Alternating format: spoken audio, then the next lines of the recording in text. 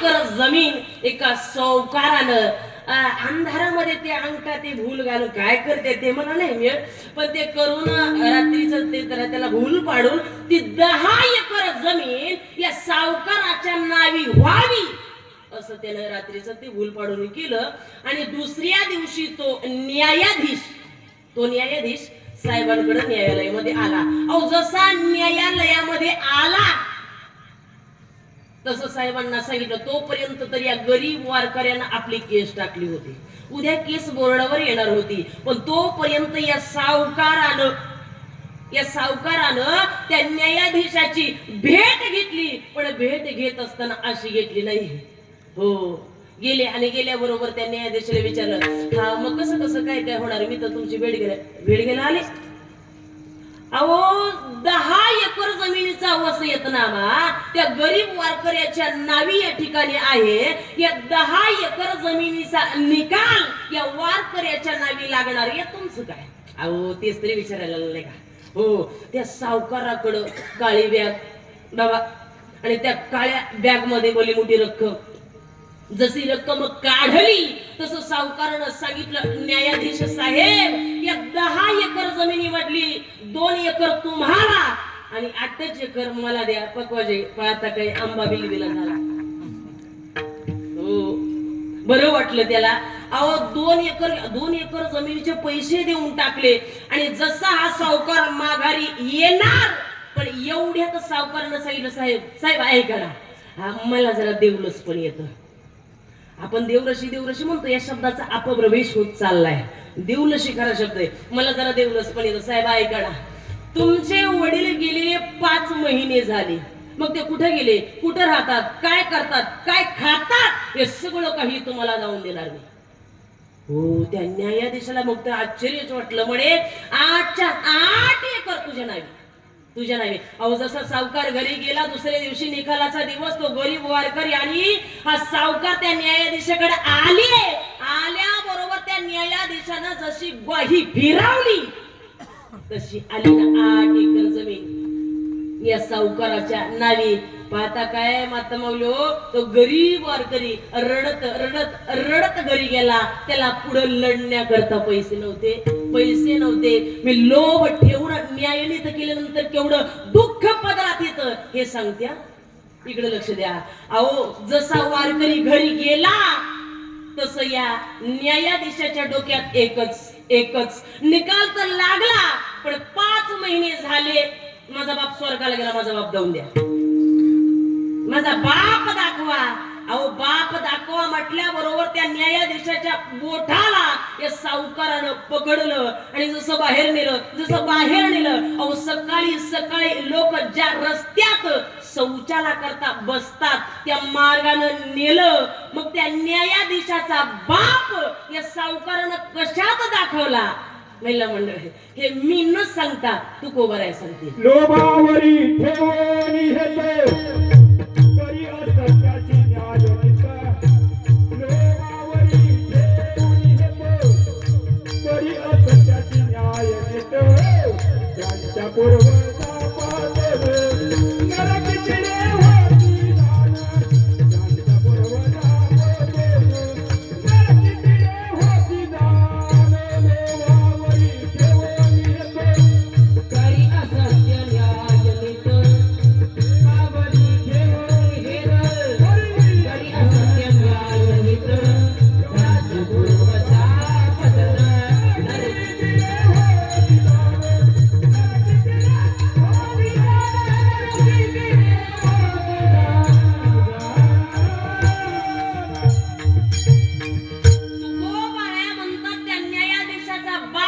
सावकारानं कशात दाखवला.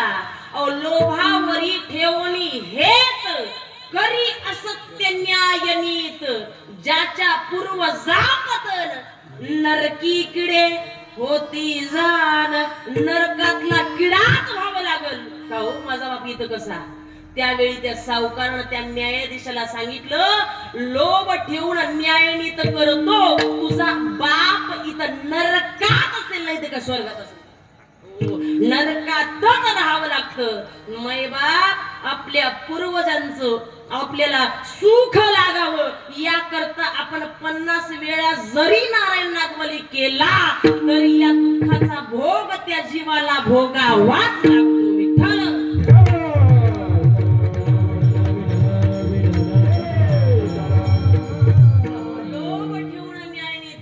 एवढं दुःख होत, मग लोभ न ठेवता न्यायनीत केल्यानंतर कोणता फायदा होतो? पूर्वीचे पाटील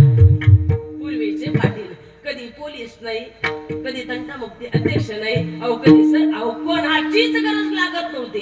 पूर्वीचे पाटील अहो असे पाटील होते, एकाच गावात 2 पाटील, खालच्या वाड्यातला पाटील, वरच्या वाड्यातला पाटील. वरच्या वाड्यातल्या पाटलाला 2 बायका. पहिल्या बायकोला मूलबाळच होईना म्हणून दुसरी केली. त्या दुसऱ्या बायकोला 1 मुलगा झाला. पाटलाच्या नावी 10 एकर जमीन. मुलगा होता करता पाटील पिकले. पाटलानं विचार केला, यदा कदाचित मी आज उद्या मेलो गेलो, जमीन 10 एकर आहे, या दोघीचं भांडण लागण्याऐवजी या मुलाच्या नावी आपण 10 एकर जमिनीचा वसियतनामा करावा म्हणजे चिंता दूर होईल. अहो जसं त्या मुलाच्या नावावर 10 एकर जमिनीचा वसियतनामा त्या पाटलानं करून ठेवला, वालवटकर पाटील मेला. तुम्ही म्हणाल सारखी मारी ती कीर्तनात पटापट मारते. हो जसा पाटील मेला अहो तसं धाकली उठली, तोरली उठली. अहो जशा दोघी न्यायाधीशाकडे न्यायालयात जाणार, पण जात असताना महाराज हा वसियतनामा मुलाच्या नावे. यावेळी महिला मंडळ धाकली म्हणायची मुलगा माझ्याचे आणि थोरली म्हणायची बोला बोला बोला मुलगा कोणाचा होता? कोणाचा? हो एवढं उत्तर दिलं असतं ना मग तुम्हाला समजते असं मी गृहीत धरलं असतं. मुलगा होता धाकलीचा. आता लक्षात ठेवा, आता लक्षात ठेवा. ओ धाकली म्हणायची मुलगा माझ्याचे, थोरली म्हणायची मुलगा माझ्याचे.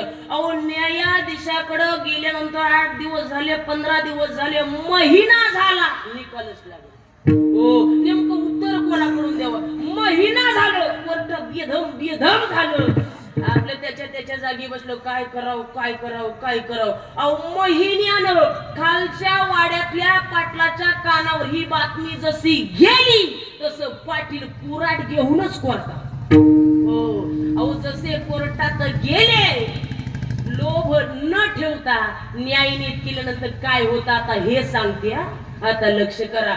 जसं पाटील ते कुराड घेऊन त्या कोर्टामध्ये गेले आणि गेल्याबरोबर म्हणजे महिना झालं तुम्हाला न्यायनीत हा निवाडा होत नाही. त्या साहेबाला सांगितलं, न्यायाधीशाला सांगितलं, अहो याचा निकाल याचा निर्णय मी लावतो, तुम्ही लावता? अहो महिना झालं आम्ही गहाळ झालो, याचा निकाल लागत नाही, याचं उत्तर आम्हाला देता येत नाही. तुम्ही आजकालचे पाटलं काय निकाल लावला? अहो आम्हाला पण पाटील म्हणतात या कार्ट्यामुळेच आहे ना, या कार्ट्यामुळे भांडण आहे ना. आणा टेबल, आणा टेबल. अहो जसा टेबल आणला तसं त्या मुलाला त्या टेबल वरती उभा केलं आणि जसं उभा केलं म्हणजे हा मुलगा ठेवायचा नाही. अहो जसं आता मुलाला त्या कुराडीनं तोडणार. मुलगा कोणाचा होता? जेवले नाहीत का तुम्ही?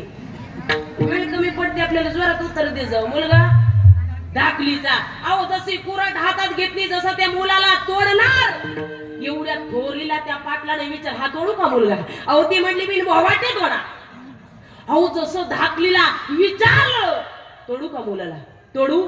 तसं ती लहानी बायको म्हटली, हे माझं बाळ तिला द्या, पण माझं लेकरं मारू नका, मारू नका. माझं 10 एकर जमीन तिच्या नावे करा, पण माझं लेकरू मारू नका. अहो त्या ठिकाणी न्यायाधीश ते कोर्ट त्याच्या सिंहासनावरून खाली उतरलं आणि त्या पाटलाचं दर्शन घेतलं. म्हणे महिना झालं आम्ही निकाल लावतो पण निकाल लागत नाही का? लोभ ठेवून न्यायाने नाही केली की मग मात्र असे निकाल लय लवकर लागतात, खूप लवकर लागतात. पण महाराज म्हणतात, जर याची टोपी त्याला त्याची टोपी त्याला ठेवून जर न्यायनीत केली तर त्याच्या पूर्वजाला नरकातला किडाच व्हावं लागतं. विठ्ठल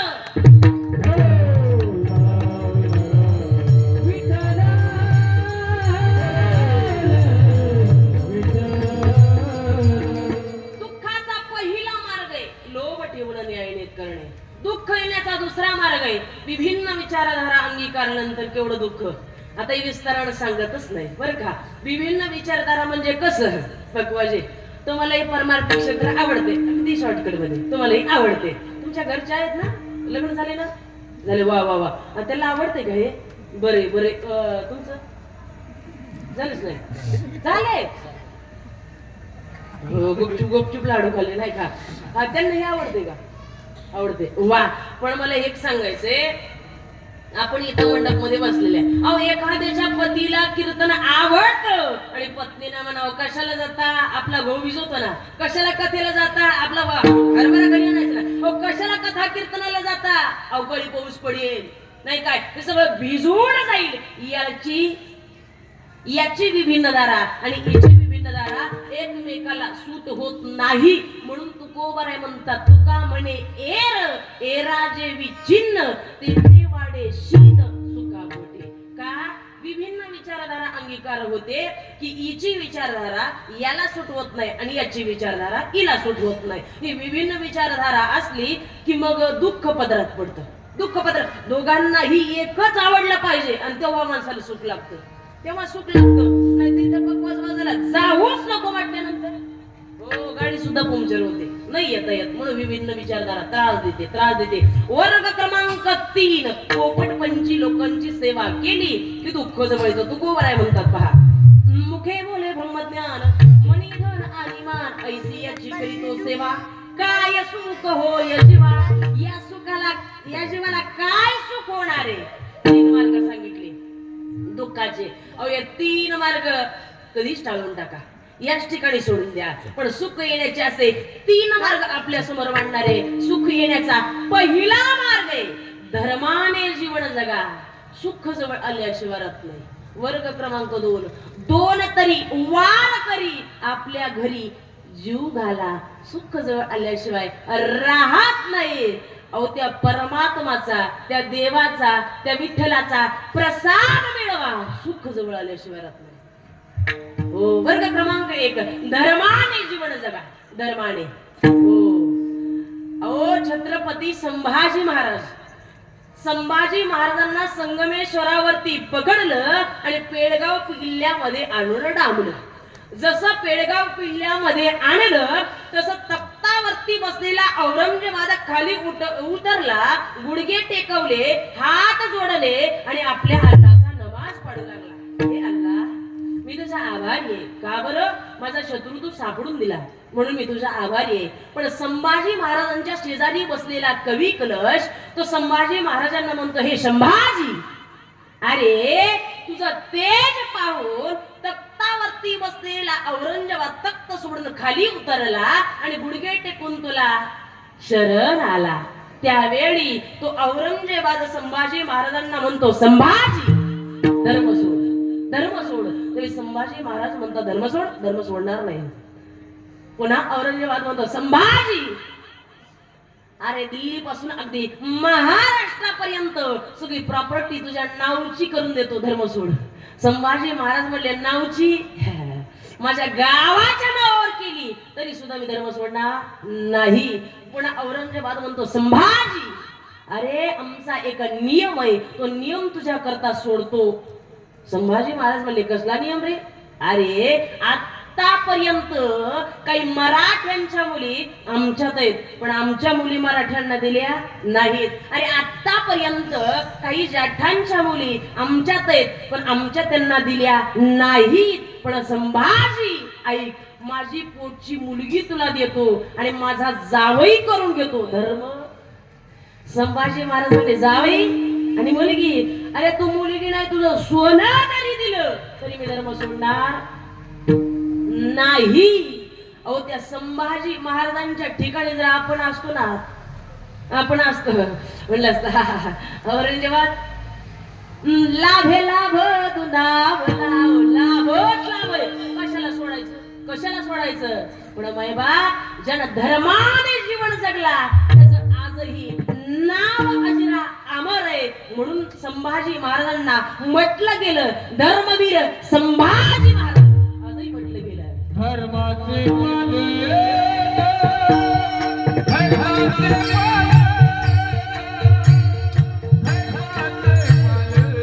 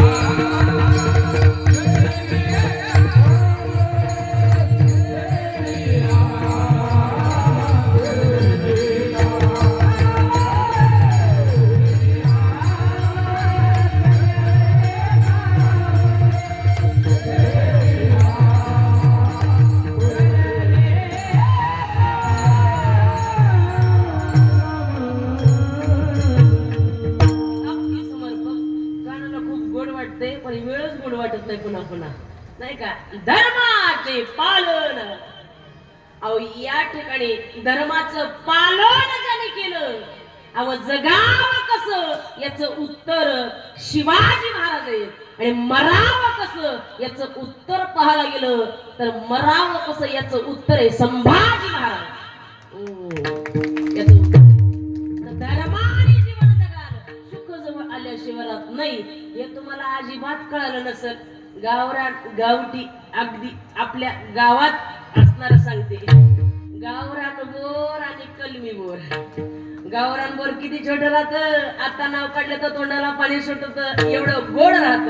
मला हे सांगायचंय, गावरान बोर अगदी लहान राहिलं पण या ठिकाणी असणार ते अहमदाबादी, ते काशीफळ, ते मोठं बोर परिस्थिती सुधारण्याकरता त्यानं वरून कलम करून घेतलं. मला सांगा महिला मंडळ, अहो परिस्थिती सुधारली पण गोडवाच गेला.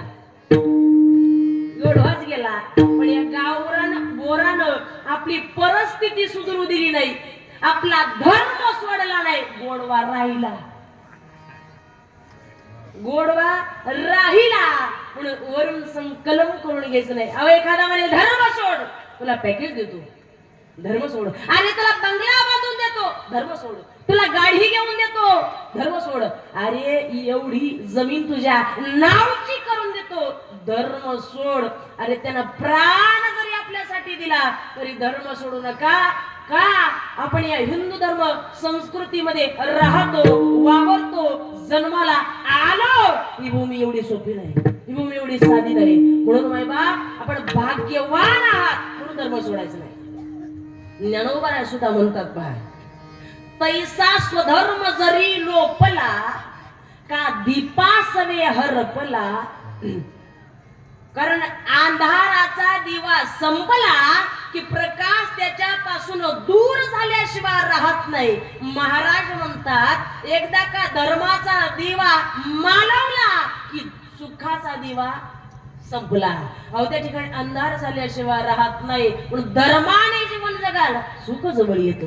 सुख दोन वार तुका म्हणे, सर्व सुख त्या संगती आणि घडेल पंगती संताची. अहो या ठिकाणी असणारे दोन वार करी जेव घातले तरी सुद्धा सुख प्राप्त होत. आणि तिसरा मुद्दा सुखाचा सांगतात, अहो त्या देवाचा, त्या विठ्ठलाचा, त्या पंढरपूरचा नुसता प्रसाद प्राशन केला तर एवढं मोठं सुख प्राप्त होतं. अभंगाचं पहिलं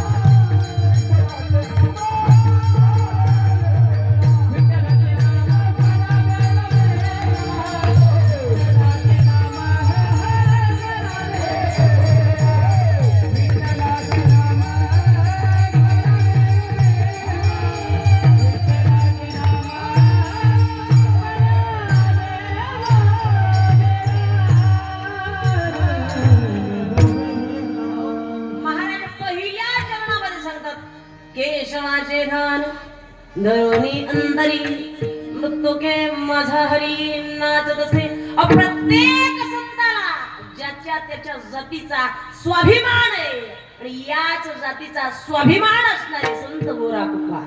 अहो तो लहान असो अथवा मोठा असो, त्याच्या कार्यानं उंचीनं त्याच्या क्षेत्रात त्याच्या कोणत्याही क्रियेमध्ये तो जरी मोठा असेल तरी त्याच्या जातीचा त्याला स्वाभिमान ते कधी दाखवायला विसरले नाही. प्रत्येक संतांनी आपला स्वाभिमान प्रगट करावा. तुकोबराया सुद्धा आपल्या जातीचा स्वाभिमान प्रगट करतात. तुकोबराया म्हणतात पहा, बरे देवा कुणबी केलो नाही तर दंबे असतो मेलो. तुकोबराया म्हणतात बरं झालं देवा मला कुणबी केलं, बरं झालं. तुकोबरायांनी सुद्धा त्यांच्या जातीचा स्वाभिमान मांडला ते दाखवायला पाठीमागं सरले नाहीत. याच्या पुढे जाऊन सोनार महाराज सुद्धा नरहरी महाराज सुद्धा सांगतायत पहा.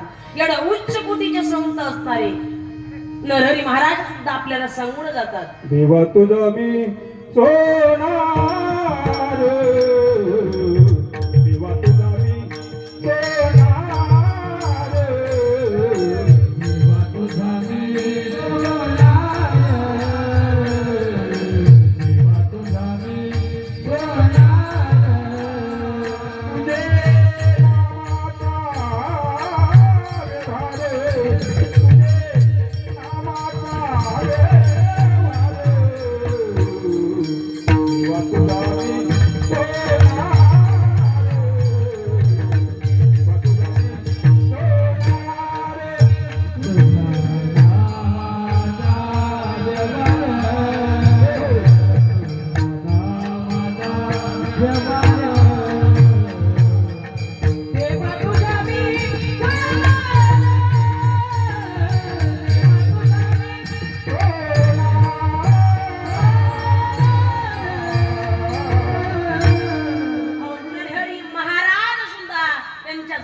स्वाभिमान आहे त्यांना. देवा तुझा मी सोनार तुझे नामाचा विवाह का त्यांना सुद्धा त्यांच्या जातीचा स्वाभिमान आहे. याच्या पुढे जाऊन चोखोबा महाराज सुद्धा म्हणताय ते सुद्धा, ऐसा काय अपराध मडवे मज मारिता का. मी शूद्र आहे, मी हरिजन आहे आणि माझ्या जातीचा मला स्वाभिमान आहे. चोखोबा महाराज सुद्धा म्हणतात. याच्या पुढे जाऊन एवढ्या उच्च कोटीला असणारे साधू सावदा महाराज हे सुद्धा म्हणतायत पहा, आमची मारियाची जात, आमची मारियाची जात,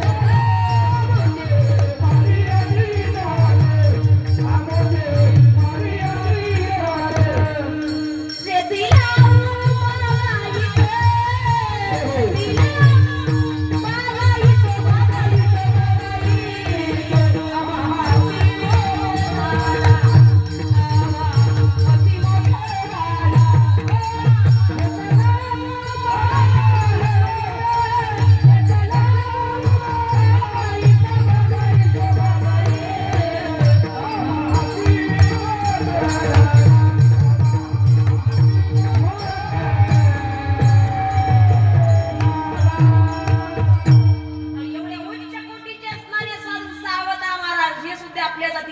स्वाभिमान प्रकट करायला विसरले. याच्या पुढे जाऊन सांगेल संत सेना महाराज हे सुद्धा सांगून जात आहेत, आम्ही वारिक वारिक, आम्ही वारिक वारिक, आम्ही वारिक वारिक, आम्ही वारिक वारिक, करू हजामत वारिक, करू हजामत वारिक,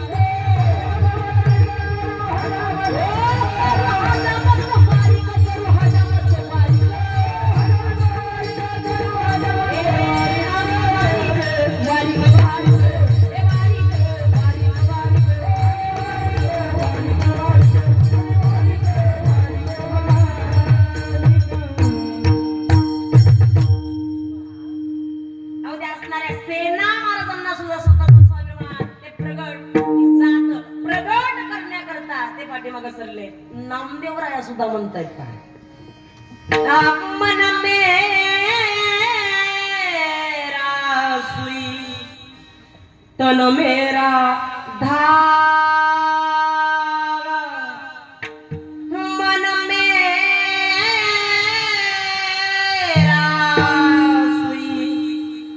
मन मेरा धागा विष्णुदास के चरणों पे नामा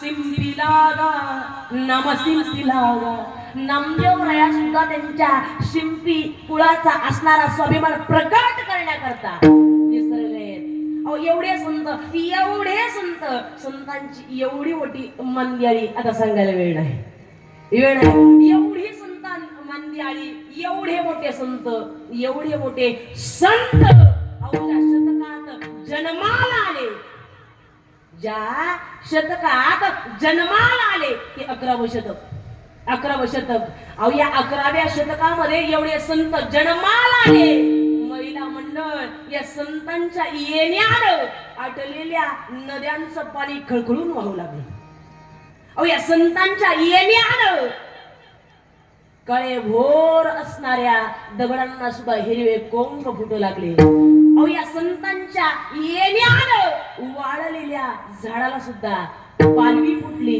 म्हणून 11वं शतक म्हणजे संतांचा मुकुट आहे अहो एवढे संत 11व्या शतकामध्ये जन्माला आले पण यातच असणार 67 साल आणि या 67 सालामध्ये जे दाम्पत्य जन्माला आले अहो तेर नावाचं गाव आहे साध सुध दुर्गम गाव आहे आणि त्या गावामध्ये कुंभार समाजामध्ये जन्माला आलेली व्यक्ती आहे त्या व्यक्तीचं नाव आहे माधव बुवा अहो एवढे सच्चील वृत्तीचे असणारे व्यवसायाशी प्रामाणिक असणारे हे माधव बुवा आणि त्यांच्या पत्नीचं नाव आहे रुक्मिणी अहो या दोघांचा असा संसार एवढ्या थाटात एवढा गोड संसार आणि संसार करता करता करता या असणाऱ्या रुक्मिणीच्या पोटी 8 मुलं जन्माला आली 8 मुलं जन्माला आली पण 8च्या 8ही मुलं मरण पावली मेली अहो दुर्भाग्य असं त्या दुर्भाग्यानं 8च्या 8ही मुलं मेली आणि त्या 8च्या 8ही मुलांना त्या माधवबुवानं तेर नावाच्या गावामध्ये ज्या तेर असणाऱ्या गावाचं ग्रामदैवत आहे काळेश्वर आणि त्या काळेश्वराच्या उजव्या हाताला एक बळद आहे पहा त्या बळदाला गोरी असं म्हणतात ती जशी गोरी खोदली तशी 8च्या 8ही मुलं तिथं पुरली आणि आता मात्र माधवबुवाने विचार केलाय की राहायचंच कशाला अहो माझा कुलदेवक तर वाढायला पाहिजे अहो माझा वंश तर वाढायला पाहिजे 8 मुलं दिली पण असं दुर्भाग्य माझं 8च्या 8ही मुलं मेली आता राहायचं कशाला आता माधव बुवा संपणार पण एवढ्यात ब्राह्मणाचा वेश घेऊन जगाच्या बापानं त्या तेर नावाच्या गावामध्ये यावं जसं माधव बुवाच्या पुढे त्या देवाने त्या ब्राह्मणाने यावं आणि आल्याबरोबर माधव बुवांना म्हणावं कुठे आहेत तुमची मुलं कुठे आहेत त्या वेळी त्या माधवबुवानं त्या ब्राह्मणाच्या वेशात असणाऱ्या देवाला म्हणावं 8 मुलं पण माझं दुर्भाग्य असं 8च्या 8ही मेली आपण कुठे आहेत अहो त्या असणाऱ्या तेर गावातलं ग्रामदैवत काळेश्वर आणि त्या काळेश्वराच्या मंदिराजवळ एक बळद आहे आणि त्या बळदीजवळ खोदलं आणि त्यात गाडून टाकली पुरून टाकली चला तिथपर्यंत अहो मजल करत तो ब्राह्मण तो असणारा माधव बुवा जसे त्या ठिकाणी गेले पाहिलं माधव बुवा म्हणतात इथंच माझ्या 8 मुलांना मी गाढलंय तसं त्या ब्राह्मणांना म्हणावं माधव बुवा उकरा अहो कित्येक दिवस कित्येक वर्ष या गोष्टीला झाले आणि आता उकरा हे काय निघणार काय अहो उकरा अहो काय निघणार या त्यावेळी त्या ब्राह्मणाच्या वेशात असणारे देवानं म्हणावं माधव बुवा मी सांगतो तेवढंच करा अहो जसं त्या माधव बुवाने उकरायला खोदायला सुरुवात करावी तशी हाडाच्या हाडावरती यावी तसं त्या माधव बुवाने ते हाड त्या ब्राह्मणाच्या हातात द्यावं तसं त्या ब्राह्मणाने भिरकावं भिरकानं फेकावं तसं त्याला स्वर्ग प्राप्ती दुसरं हाड हातात द्यावं तसं त्या ब्राह्मणाने भिरकावं तेच त्या मुलाला स्वर्ग प्राप्ती अहो तिसरं द्यावं ते भिरकावं ते स्वर्ग. एक करता करता करता 7 हाड भिरकावली. 7च्या 7 मुलांना स्वर्ग प्राप्ती झाली. आणि आता मात्र माधव म्हणतात, आपण कोण आहात मला माहिती नाही, पण आपली लीला मात्र अगाध आहे. मला माहिती नाही, पण मला असं वाटतं की आठवत तरी अहो माझ्या वंशाचा कुलदीपक वाढवण्याकरता आठवत तरी एवढं तरी मला द्या. अहो जसं 8वं हाड त्या माधवने घेतलं आणि त्या ब्राह्मणाच्या हातात दिलं. आणि जशी त्या परमात्माची भगवंताची तो ब्राह्मण होता का, जगाचा बाप होता, त्या देवाची जशी कृपा दृष्टी त्या हाडावरती झाली, त्या प्रभूची किमया जशी झाली, तशी त्या मृत असणाऱ्या हाडाला अवयव फुटू लागले, हात फुटू लागले, पाय फुटू लागले. आणि ते लेकरू जसं खेळू लागलं तसं त्या ब्राह्मणाने तेच मूल त्या माधवबुवाच्या हातामध्ये दिलं. आणि त्या ब्राह्मणाने सांगितलं, माधवबुवा या गोरीतून काढलं म्हणून या लेकराचं नाव ठेवा गोरा. या गोरीतून काढलं म्हणून या लेकराचं नाव ठेवा गोरा. आणि पुढे या गोराचा झाला गोरोबा. आणि पुन्हा आपल्यासारखा समाज म्हणू लागला गोरोबा काका, गोरोबा काका. जसं गोरीतून काढलेल्या लेकराचं गोरा म्हणून नाव ठेवलं, तसा झटकन हा ब्राह्मणाने गोळे गेला. मग मात्र आनंद, एवढा आनंद त्या रुक्मिणीला, माधवबुवांना या लेकराचा. पण लहान लेकरू बाबा, पण या लेकरावरती संस्कार एवढे गोडे, संस्कार भक्तीचे, परमार्थाचे. पण या माधवबुवांना सांगावं, संस्कार परमार्थाशी निगडीत जरी राहायचं तरी आपल्या जातीशी, आपल्या धर्माशी, आपल्या व्यवसायाशी आपण संलग्न असलोच पाहिजे. व्यवसाय सोडता कामा नये. जसं लहान बाळ आहे, त्या लहान बाळावरती एवढे संस्कार त्या माधवबुवाने केलेत, एवढे संस्कार केलेत का. मला एक सांगायचे संस्काराचं, आपण लावताच शर्टाचं पहिलं बटन पुरुष मंडळी बरोबर लावलं, खालची बटन आपोआप लागतात. तसं आपल्या लेकरावरती जन्मजात संस्कार केले ते हयातभर चुकत नाही. चुकतच नाही. एवढे संस्कार त्या संस्कारानं आणि त्या पुण्याईनं घडलेले हे गोरोबा काका, त्या व्यवसायाशी एवढे संलग्न असणारे ते गोरोबा काका या आशीर्वादानं आणि या संस्कारानं संत झाले. पण या संतांचं भाग्य एवढं मोठं, गोरोबा काका संत झाले म्हणून यांना संती भेटली. गोरोबा काकांच्या पत्नीचं नाव आहे संती. मला संताची बायको आणि पकवाजाची ती घरी डबे का वाजविणार, गायकाची गायकी आणि पोलिसाची अरे वेरूळकर बाबा पोलिस म्हणते. आणि महाराजाची महाराजीन. वा वा वा वा, हे विनोदाचं नाही. त्या गोरोबा काकाच्या पत्नीचं नावच आहे संती. एवढी गोड, एवढी गोड. हे संती सुद्धा तेवढ्याच अधिकाराची होती जेवढा अधिकार गोरोबा काकांचा आहे. तेवढ्या अधिकारात वाढलेली ही संती. जसा संसार चालू झाला सुखात, आनंदात, आणि हा संसार करता करता करता या गोरोबा काका आणि या संतीच्या पोटी एवढं गोड गोंडस सुंदर लेकरू जन्माला आलं. त्या लेकराचं नाव ठेवलंय मकरेंद्र.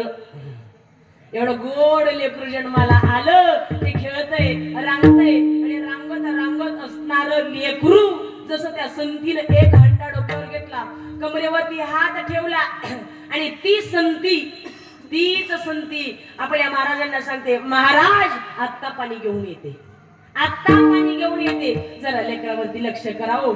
जसं त्या संतीनं गोरोबा काकाला सांगावं आणि संती निघून गेली. गोरोबाची कांता पानियाची जाता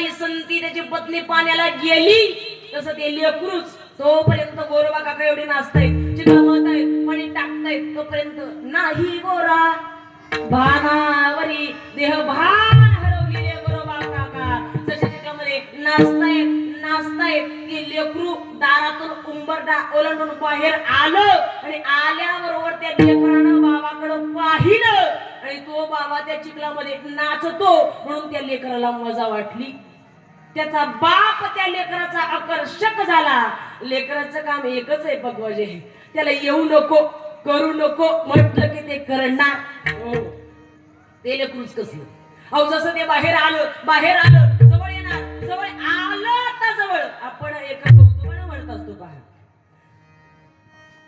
नवलाची गोष्ट ऐक सखय बाई वीस कमी करून घेऊन द्या कुंभारानी बाळ तुडवी रे बाई नवलाची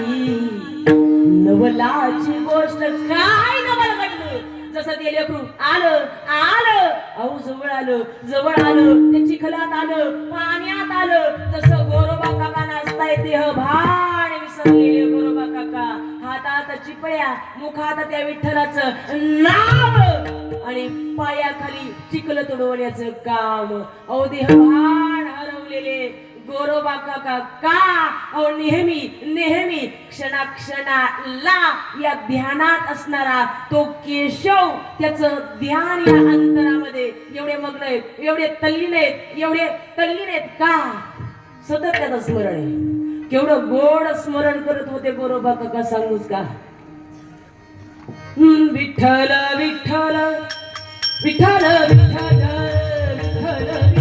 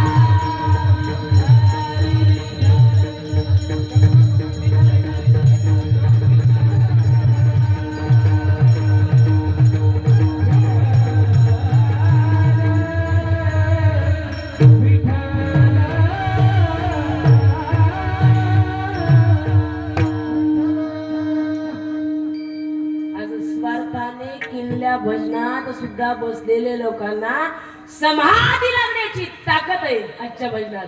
त्या काळचं गोरोबा काकाचं भजन काय असेल? काय असेल भजन?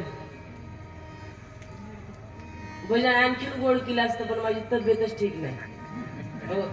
पण भजन सुद्धा ठीक होय नाही का? अहो एवढा गोड गोरोबा काकांचं भजन आहे आणि त्या भजनामध्ये तल्लीन रममान झालेले गोरोबा काका आहेत. जसं भजन चालू आहे ते लेकरू आलं जसं पायाखाली आलं आणि तुडवलं मग एवढासा देह त्या गोरोबा काकाच्या पायाखाली तुडवला. त्या रक्ताच्या चिळकंड्या वाहत आहेत पण त्या लेकराला बोलता येत नाही. रडतय पण त्याला बोलता मात्र येत नाही. पायाला धरतय पुन्हा उठतय पुन्हा पडतय बोलता मात्र येत नाही. मै बाप अक्रीत घडलं एवढं अक्रीत घडलं की एवढासा देह गोरोबा काकांच्या पायाखाली अक्षरशः पडला. जसा देह पायाखाली पडला तसं गोरोबा काकाचं चिंतन ते भजन चालूच आहे भजन. आणि जशी संती पाण्यावरून आली हंडे टेकवले घरामध्ये जाऊन पाहते मातेची या चित्ती अवघी बालकाची आईच्या चित्तात एकच. जशी बाहेर आली पाहिलं आणि आपल्या महाराजांना विचारते महाराज अहो बाळ कुठे गेला? मकरेंद्र कुठे गेला? इथं सर खेळत होता नाही का? अहो घरात गेली बाहेर आली इकडे पाहते तिकडे पाहते मागे पाहते पुढे पाहते लेकरूच नाही. जशी बाहेर आली महाराज सांगा ना कुठे गेला? आपला बाळ कुठे गेला? तुम्हाला सांगून तर गेले होते ना जरा लक्ष करा सांगितलं होतं. पण गोरोबा काका संतीचं ऐकायला तयारच नाही. संतीनं पाहिलं अहो जसं इकडं पाहते तिकडं पाहते कित्येक जाग्यावरती त्या संतीनं पाहिलं पण पाहता त्या संतीचं लक्ष जसं त्या चिखलामध्ये गेलं तसं संती विचार करते. एरवी पाहिलं तर चिखल तांबूस रंगाचा दिसतो पण आज मला चिखल लाल बुंद झालेला दिसतो. या वेळीच संतीनं आवाज दिला कारभारी आग लागो तुझ्या भजनाशी आता आग लागो. अरे माझ्या पोटचं एवढासा गोळा असणारा तू पायाखाली तुढावला जशी आग लागू दे तुझ्या भजनाशी. अहो एवढ्यावर ओरडणारी ती संती तोपर्यंत गोरोबा काका भाणावरती आले नाही. पण ज्यावेळी संती म्हणते आग लागो तुझ्या भजनाशी गोरोबा काका जागेच झाले. जागेहून जसे पाहतात तसं गोरोबा काकांना एवढा राग अनावर झालेला. जसा गोरोबा काकाने हातामध्ये काठी घेतली आणि जशी संतीला मारणार एवढ्यात संती म्हणते हात बोट आता मला लावशील तरी आण तुला सर्वता विठ्ठलाची. मला हात लावाल मला बोट लावाल तरी तुला विठ्ठलाची आण आहे. शपथ घातली त्या संतीनं गोरोबा काकानं तीच काठी खाली फेकून दिली. आणि तसं गोरोबा काका म्हणतात अगं संती आपलं लेकरू आपला बाळ माझं लेकरू कधी पायाखाली आलं आणि कधी तुढावलं गेलं. आणि भाडावर नव्हतो अगं तू एवढं दुःख बघतीये तुझ्या आईच्या चित्ताला माहिती तुझं लेकरू गेलंय. आई म्हणून मी तुझी क्षमा मागतो. कुठं फेडूया पाप संती जी तो हे भोग भोगतेस हे पाप मी कुठं फेडू? अहो एवढे गोरोबा काका रडतायत एवढे रडतायत की अरे केशवा अरे विठ्ठला तुझ्या ध्यानामध्ये भजनामध्ये मी एवढा तल्लीन झालो की एवढासा देह माझ्या या पायाखाली पडावा तरी सुद्धा मी भाणावर येऊ नये. एवढं ध्यान करणारे गोरोबा काका आहेत. एवढं ध्यान केले पण ती संती रडते का?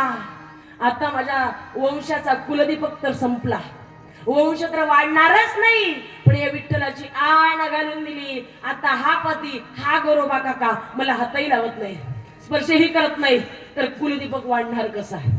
ती संती होती जशी माहेरला आली राहिला नाही.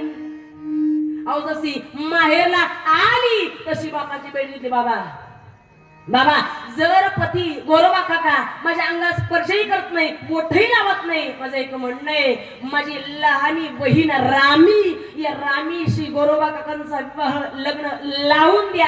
जसं गोरोबा काकांना तयार केलं, रामी सोबत लग्न झालं आणि तसे गोरोबा काका जोडीनं आपल्या सासऱ्याच्या दर्शनाकरता आले, तसं गोरोबा काकांना आशीर्वाद दिलाय सासऱ्यानं. दोघी सही माना समानाची. काका जसं थोरलीला सांभाळताना तसं धाकलीला सांभाळा. जमलं का आता? थोरलीला कसे सांभाळत होते? अहो तिला हातच लावत नव्हते, तिला बोटच लावत नव्हते, अहो तिच्या सोबत बोलतच नव्हते, अहो तिच्या सोबत वार्तालाभच करत नव्हते. तसं धाकलीला. अहो जसं आम्ही इसंती गोरोबा काका गेले, विचार करतायत. एवढा विचार केला. एक दिवस असा आला, गोरोबा काका झोपले आणि या दोघींना विचार केला की गोरोबा काकाचे हात आपल्या हातामध्ये घ्यावे आणि आपण झोपावं. गोरोबा काकांच्या दोघींना दोन हात घेतले. जसे या दोन्ही बाजूला दोघी झोपल्या आणि सकाळी उठून गोरोबा काकाने पाहिलं तर दोघीच्या हातामध्ये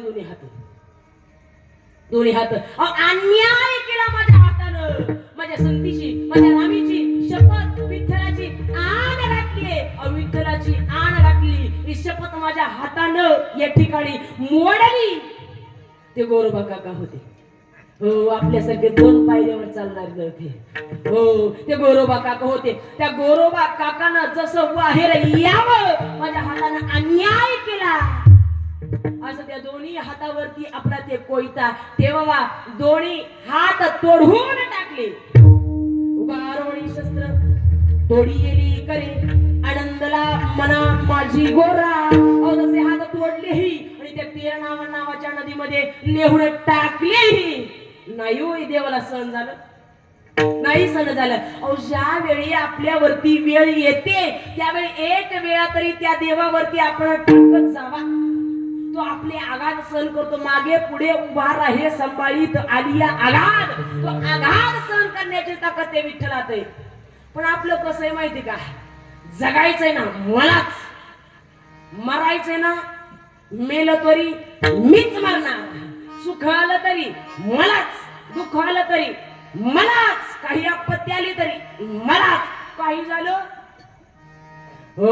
अरे एक वेळा तरी त्या विठ्ठलाशी संलग्न व्हा. तो आपले आघात सहन केल्याशिवाय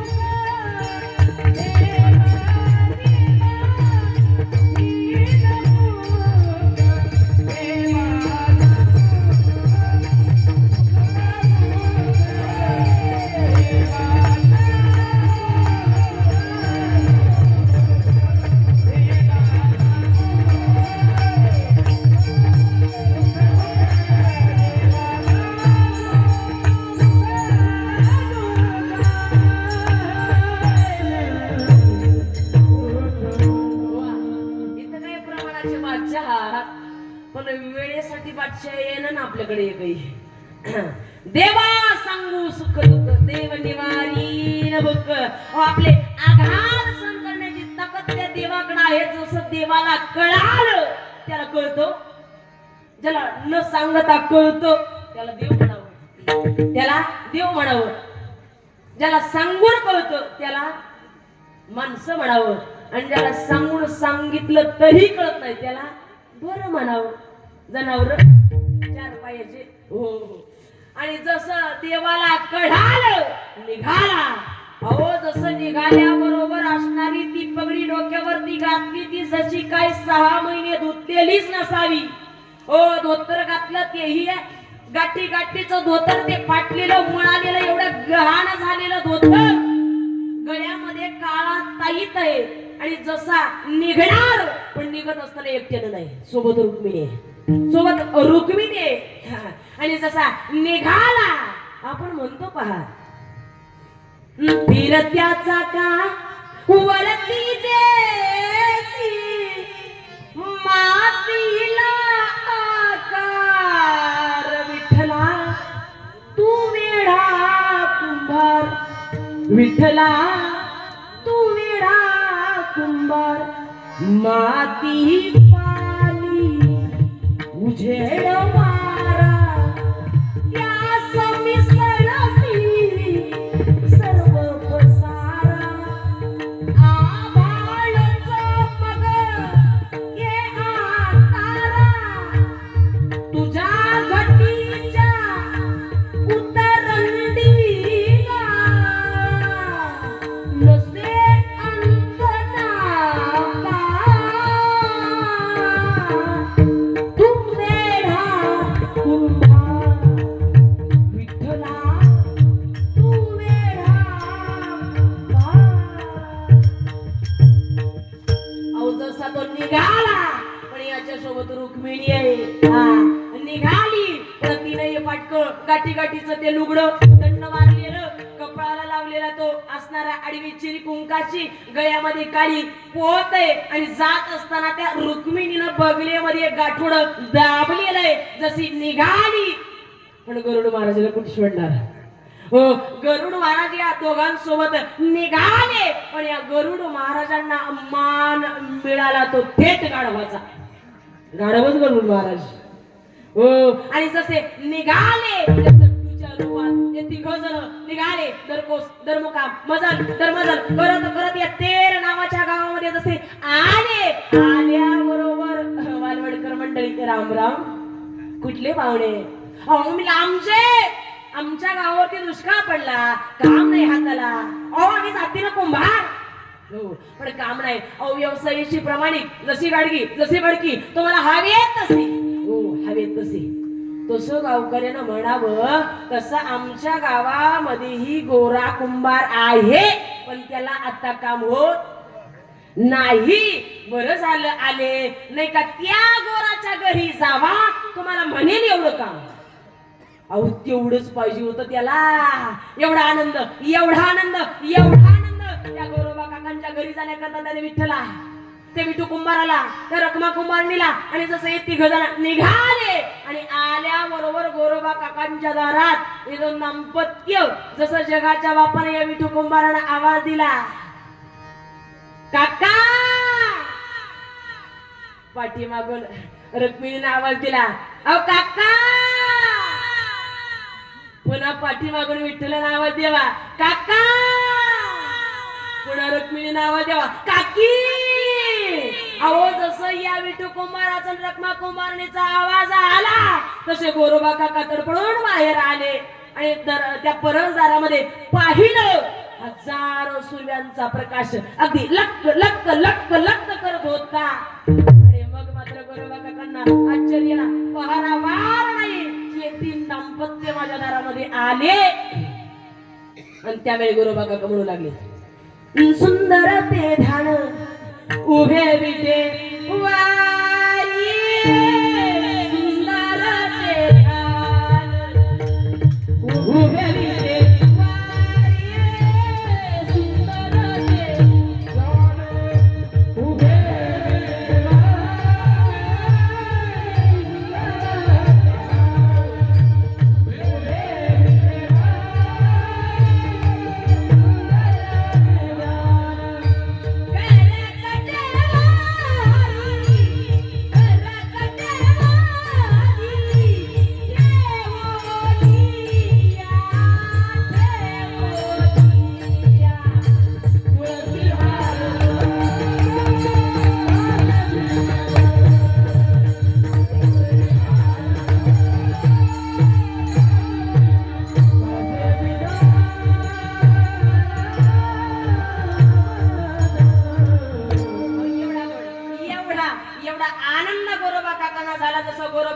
पाहिलं तसं गोरोबा काका विचारतात कुठले कुठले.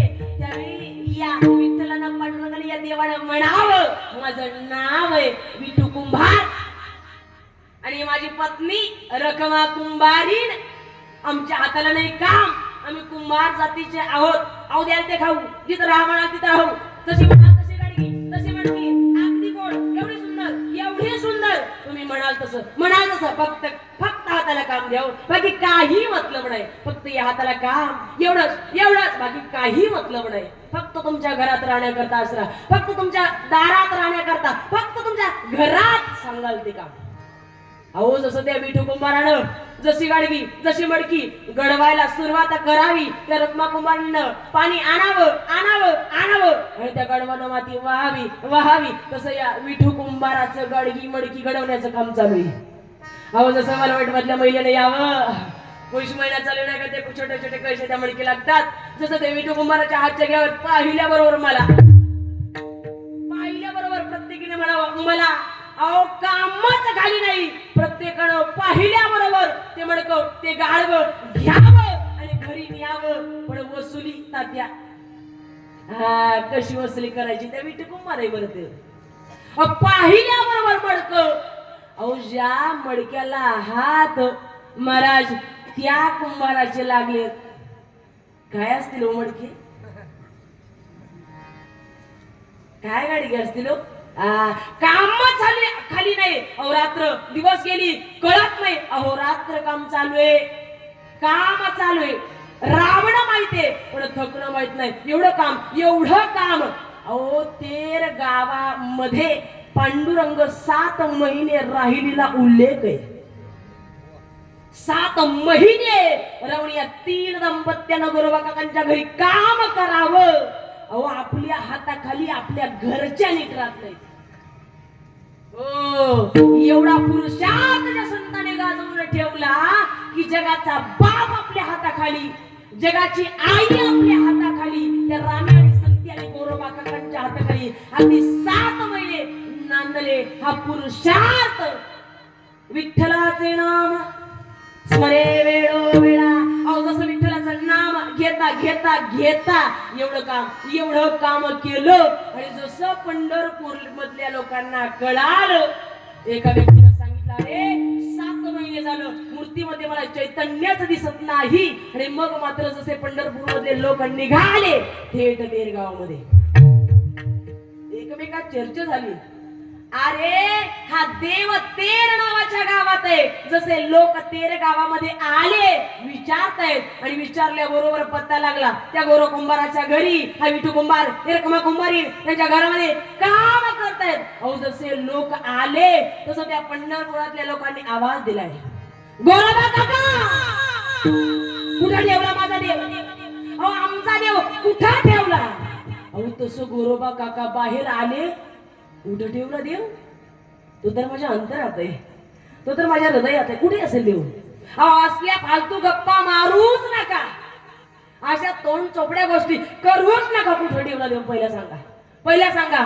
अहो 7 महिने झाले देव पंढरपुरामध्ये नाही. कुठे देव.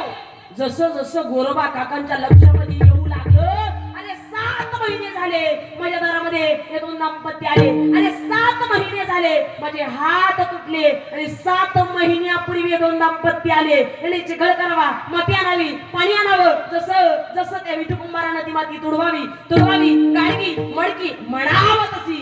अहो 7 महिने झाले विठू कुंभारानं एवढी कामं करावी. अहो जसं गोरोबा काकांना कळालं, मध्ये गेले त्या संत्या निरामेला विचारतायत, अगं संती कुठे गेला तो विठू कुंभार, ते गाढव कुठे गेलं, ते रखमा कुंभारी कुठे गेली. त्यावेळी संत्या निरामेनं म्हणावं अहो ते गाढव तर गेलं माती आणायला. आणि विठू कुंभार गेले त्या गाढवाच्या बरोबरीनं. आणि रखमा आत्ता इथं होती पण आत्ता दिसत नाही. रखमा कुंभारी आत्ता करत होती पण आत्ता मात्र दिसत नाही. मागे पाहतात, पुढे पाहतात, बाहेर येतात, परत झाली पाहतात, रखमा कुंभारी कुठेच नाही. अहो जसं जसं या गोरोबा काकांना कळालं तसं गोरोबा काका म्हणतात अरे अगदी 7 महिने झालं जगाचा बाप माझ्या घरामध्ये आला. अगदी 7 महिने यानं माझी कामं केली.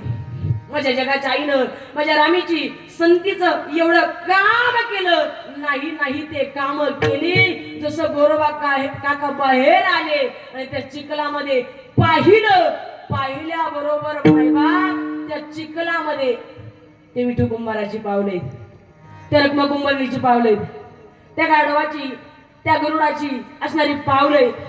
अहो त्या चिखलामध्ये गदा आहे, पद्म आहे, हस्त आहे.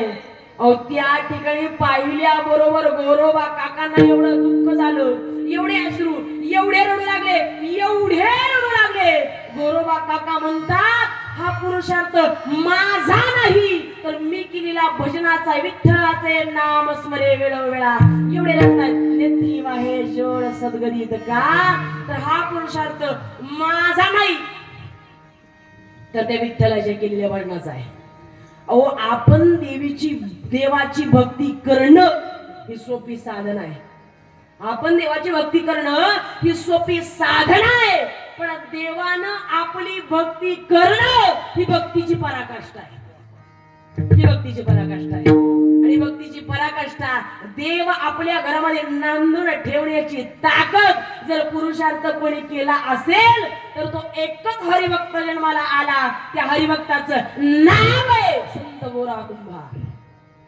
संत गोरा कुंभार. आणि या गोरा कुंभारानं एवढं आयुष्य त्या भजनामध्ये घालवलं. आणि जगाचा बाप घरामध्ये कसा आनंद व्हावा एवढं जीवन हे गोरोबा काका म्हणतात हा पुरुषार्थ माझा नाही, हा हरिभक्त, हा सदपुरुष, हे लेकरू, हा गोरोबा ज्या घरामध्ये जन्माला आला ती जात आहे कुलाला कुलालाचे जन्म, कुलालाचे मोठी जन्माले जरीला, कुलालाचे मोठी जन्माले जरीला, कुलालाचे मोठी जन्माले जरीला, कुलालाचे मोठी जन्माले जरीला.